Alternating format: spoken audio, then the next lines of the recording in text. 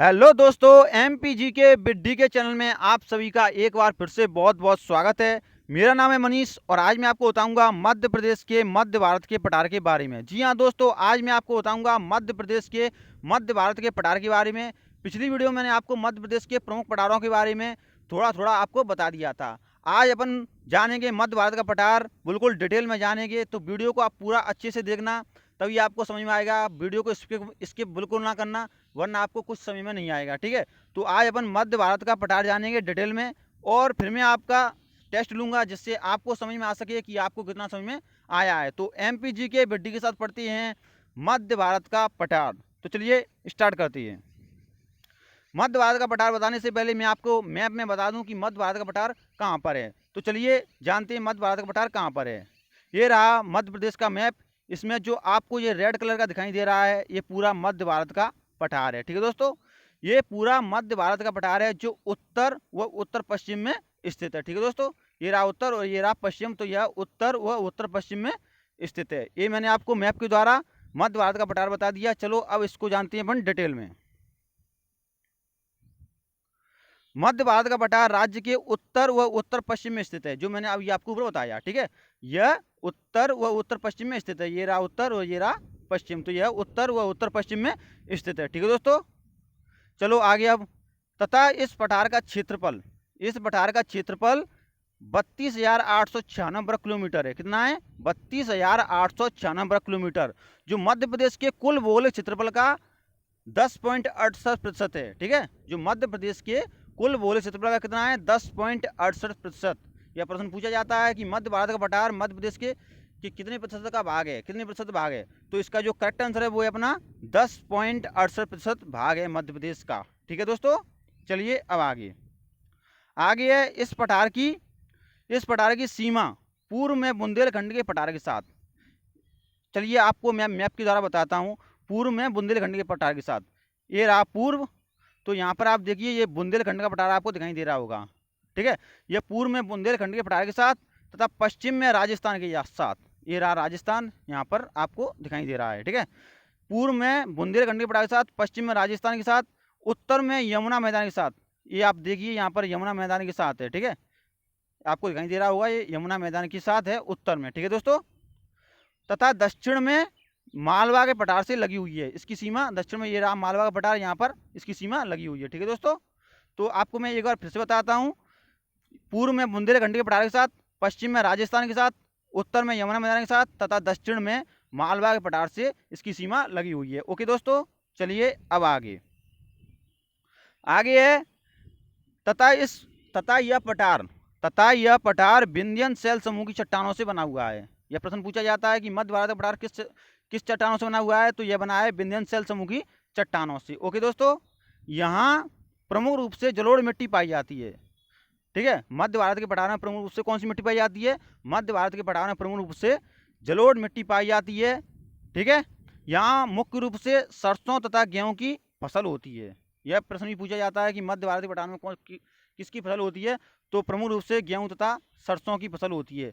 पर ज़्यादातर यहाँ पर सरसों की फसल होती है, इसीलिए इसे सरसों का पठार भी कहते हैं। ठीक है, सबसे ज़्यादा वैसे सरसों की फसल होती है, इसीलिए इसे सरसों का पठार भी कहते हैं। कुछ मात्रा में गेहूं की फसल भी होती है। ठीक है, तो सरसों की फसल सबसे ज़्यादा होती है, इसलिए इसे सरसों का पठार भी कहती हैं। ओके, मध्य भारत के पठार का अन्य नाम चंबल प्रदेश भी है। मध्य भारत के पठार का नाम अन्य नाम क्या भी है? चंबल प्रदेश भी है। क्यों है?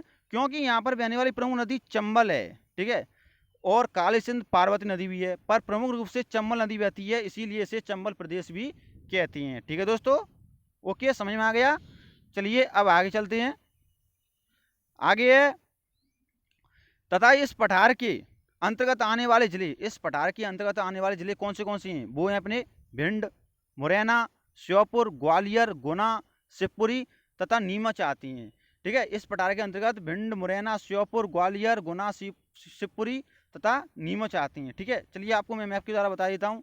यहाँ पर आपको यहाँ पर भिंड है, यहाँ मुरैना, ठीक है, यहाँ श्योपुर, ऐसे ही ग्वालियर, ठीक है, शिवपुरी और ये नीमच। ठीक है, तो यहीं पर हैं ये सारे के सारे जिले। ओके, जब मैं आपको जिले के बारे में बताऊंगा तभी आपको मैं यहाँ पर अच्छे से बता दूंगा। ओके, तो ये मध्य भारत के पठार में इतनी जिले आती हैं। ओके दोस्तों, चलो अब आगे देखते हैं।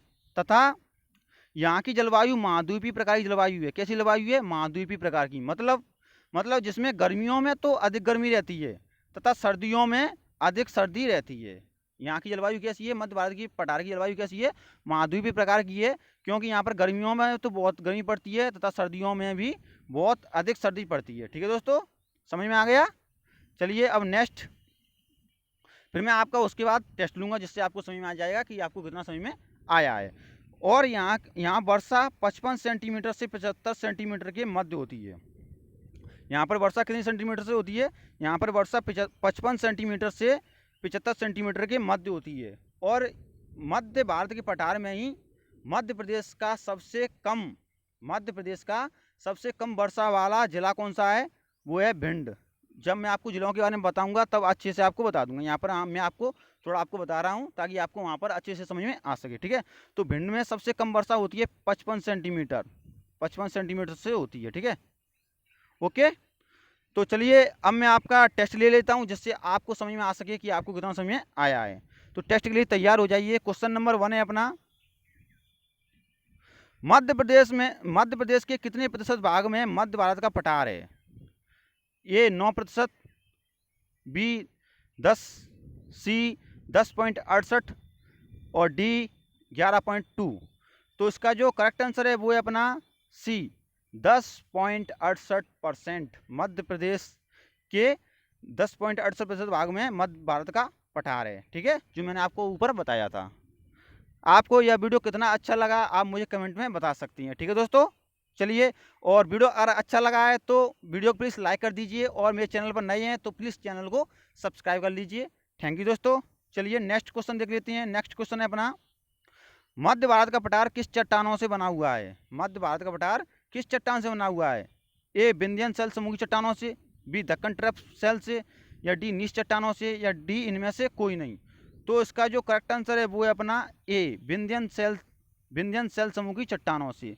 ये थोड़ा सही नहीं लिखा है, विंध्यन शैल की समूह की चट्टानों से। ठीक है दोस्तों, चलिए नेक्स्ट क्वेश्चन देख लेते हैं। नेक्स्ट क्वेश्चन है अपना, मध्य भारत का पठार किस मिट्टी से निर्मित है? मध्य भारत का पठार किस मिट्टी से निर्मित है? जो मैंने अभी आपको ऊपर बताया था।